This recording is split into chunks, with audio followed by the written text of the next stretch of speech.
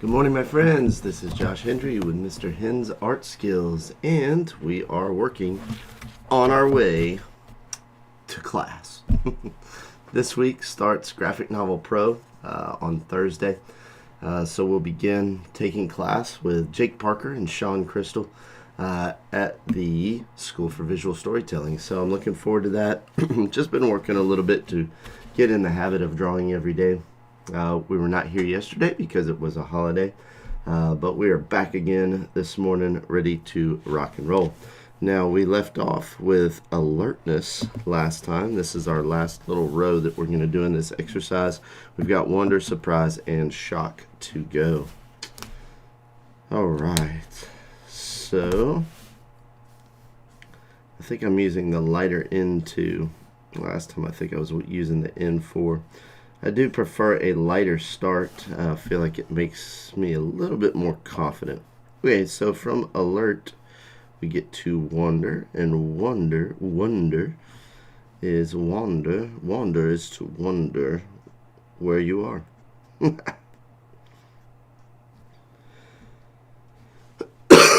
Excuse me. Let's see.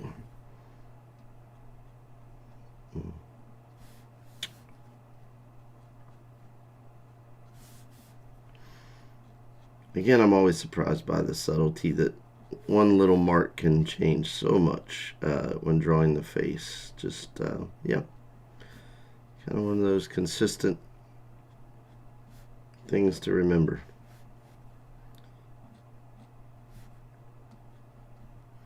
And his eyes, unfortunately, have droopy eyelids, so we'll have to fix that on the next phase when we get to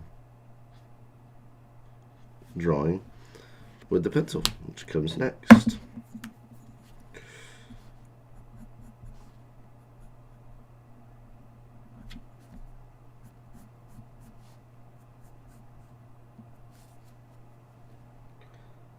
We don't go up like you're surprised. There's no lifting of the lips, so that's pretty important to acknowledge and understand.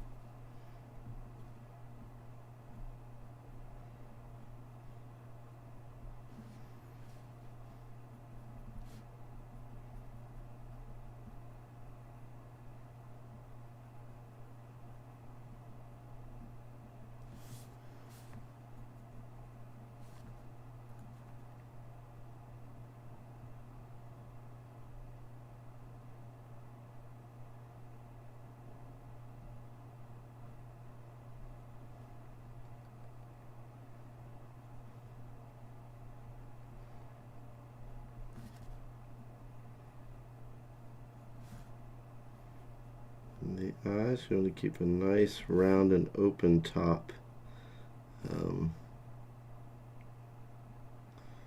Keep the top of the iris away from the upper lid so it doesn't look droopy. That changes so much of the expression.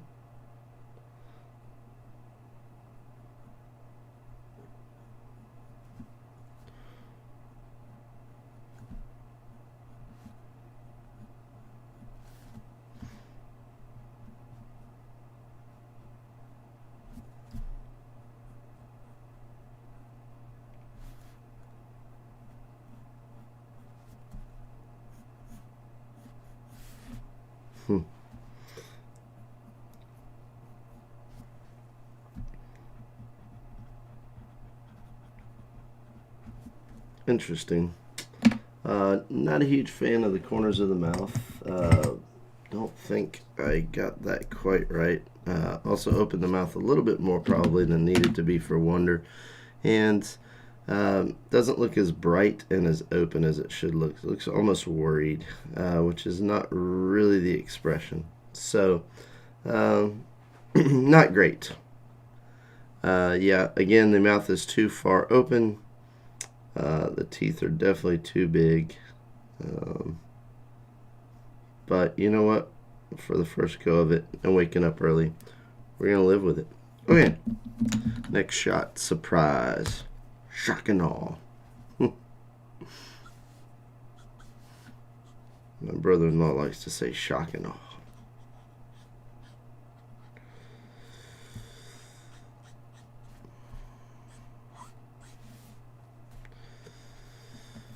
Okay.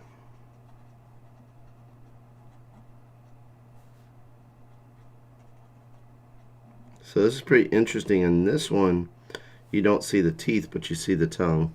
So from wonder to surprise, the mouth shift is pretty significant. So that's kind of interesting.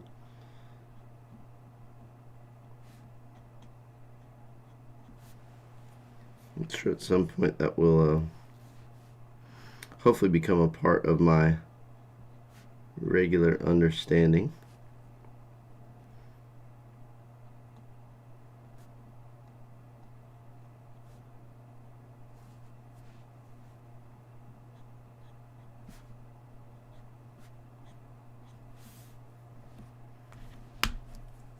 Let's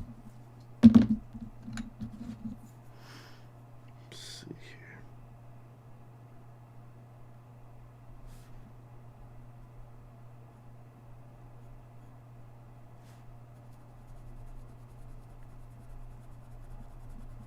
You know, it'll be interesting to see how I'm able to combine what I'm learning here with the facial expressions with Caden.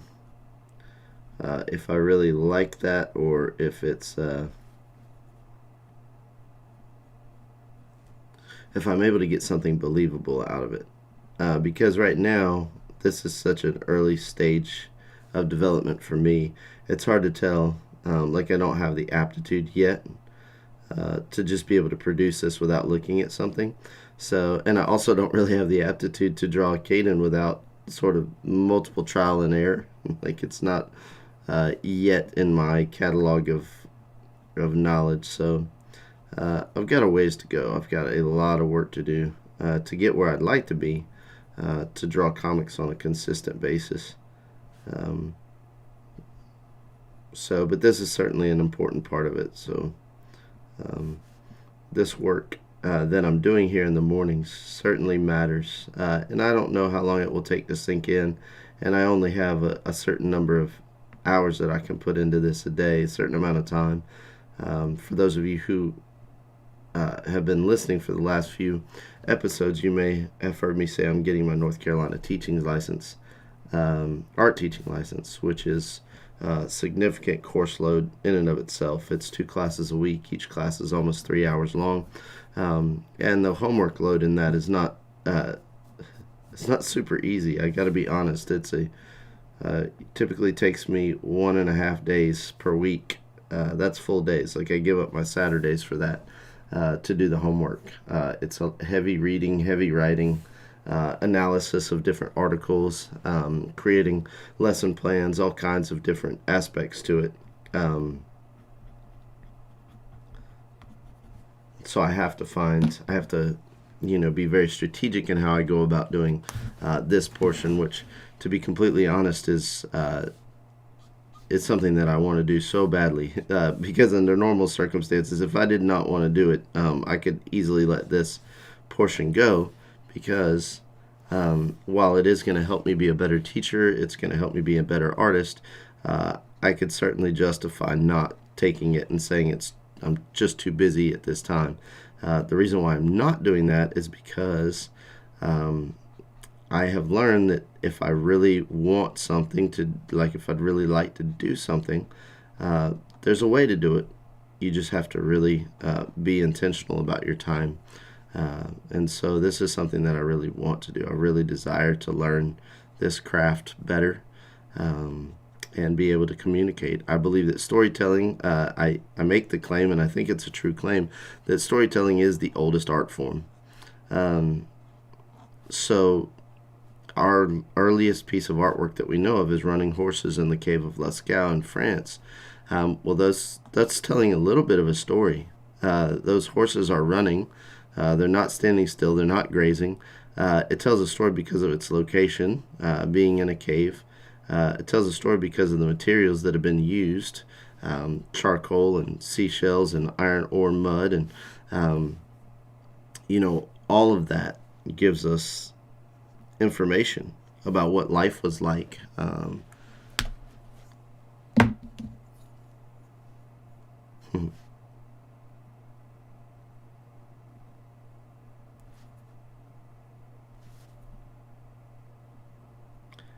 And one thing that I find so interesting is that the oldest artwork we have is of horses. And if you look throughout history in all different cultures, horses are a massive part of culture. What they are to humans, the relationship between horses and humans has been documented from such an early age. And yet sometimes I think we disregard horses today in some way, maybe because of technology, maybe because we have cars, but even our cars are identified by their horsepower. We have cars that are named or branded after horses. It's an iconic animal. They're in the Bible. There's just our lives would not be what they are without horses.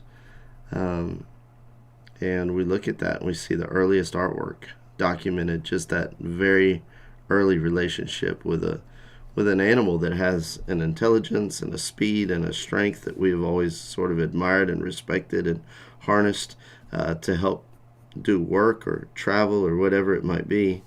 And I just think there's something really important to note about the repetition with which we see horses throughout human history represented in artwork and how they influence our lives. I remember from an early age, my mom was always talking about the love she had for horses, and I got to ride horses a few times in my day. Certainly, she was able eventually, when we were not so poor, she was able to provide some horse riding lessons for my sister and I, which was pretty cool. Definitely a nice thing to feel comfortable with. And then we went to a summer camp that actually had horses, and we learned how to ride a little bit there. And then because I had that little bit of knowledge, one summer I was able to be working in an equestrian center and take trail rides, and that's when I really learned a lot more because it was hands-on. I was independent. There wasn't a ton of oversight, so the knowledge that I knew I got to put into practice. And yeah, I'll never forget this time that a friend of mine was caring for one of the boarders' horses, and he said, "Hey, I gotta take this horse out and ride. Why don't you get one of the trail horses, and we'll go for a ride?" Then the trail horses were extremely tame and docile and not aggressive in any way, and so they were the kind that you could ride bareback and do work on trail. Like you could clip branches on the back of them. The branches would hit these horses and they wouldn't spook. I mean, they were just very calm, well trained, accustomed to people and people who did not know how to ride. They were just amazing horses. So I took out one of these horses, and it was the smallest of all the trail horses, and his name was Twister, a little itty bitty guy. And so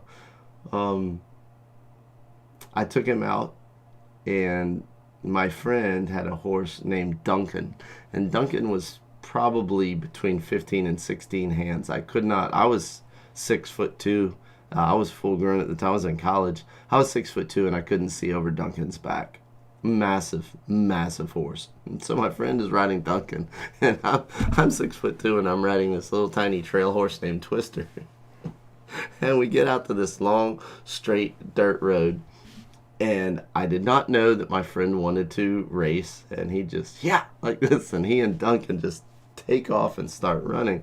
And so I was like caught off guard, and I see them like flying down this dirt road, dust kicking up and everything, and I'm like, I guess we're racing. And so I said, like this.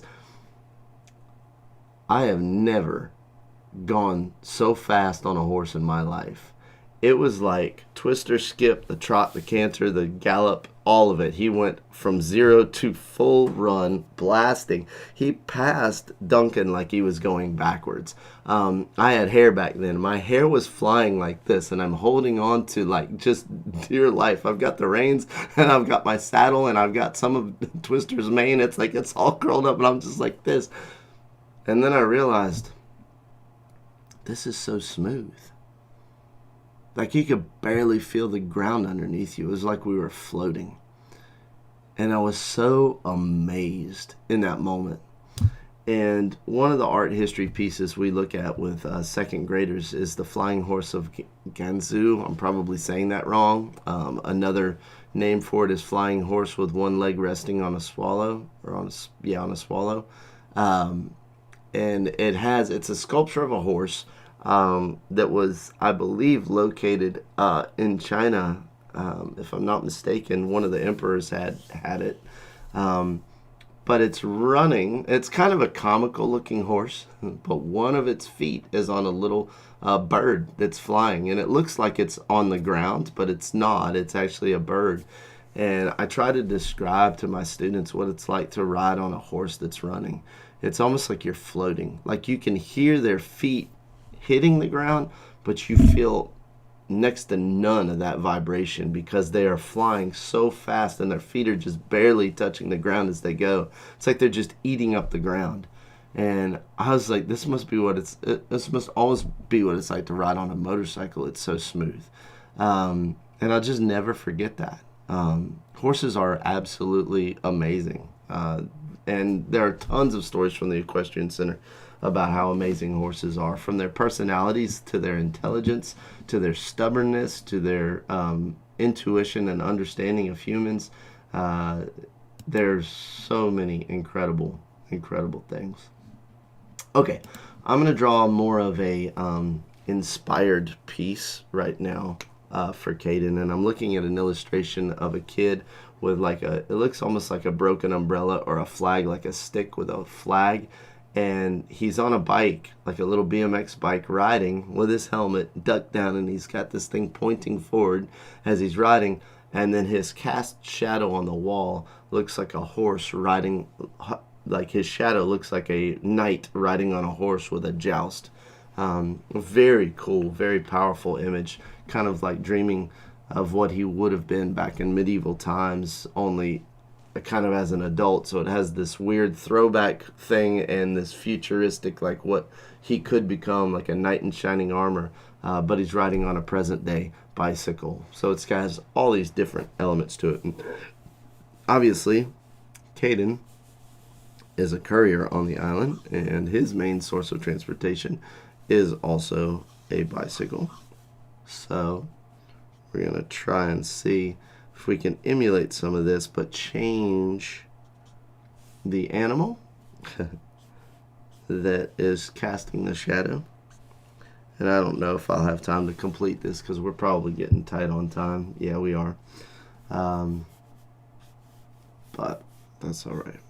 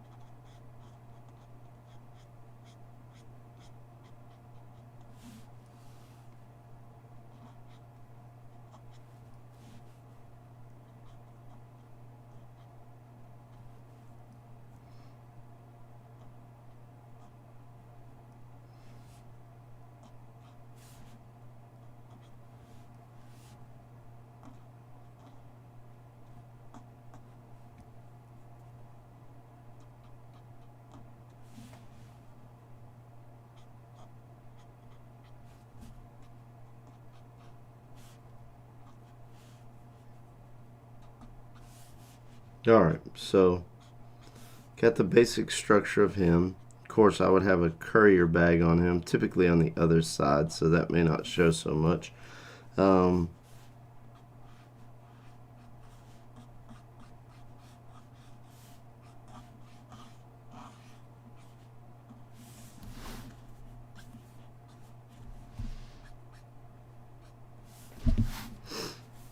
Now, is this, there's the ground behind, there's the shadow, and then it gets cast forward up onto this sunny portion of the wall. So for me, it had to be a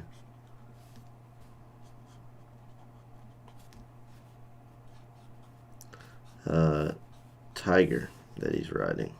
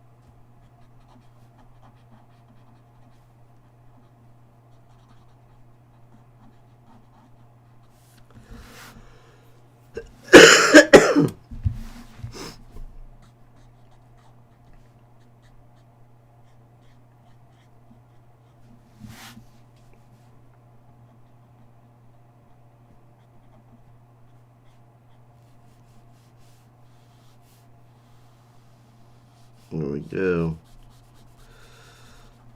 This is the shadow behind him.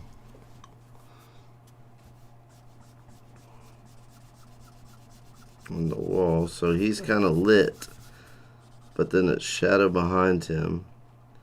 But then on the wall where it's sunny is the shadow that he casts. So he's got this great mix of light and dark and what's happening. So very cool. Alright, so that's one that I will probably have to come back to because we are pretty much out of time for today. I need to get downstairs and get the dog fed and get out the door for the day. But I just want to thank you so much for joining us. Thank you for joining me in the morning with these drawing exercises and activities as I kind of prepare for the next phase of developing my comic and my story. I've got a lot to learn.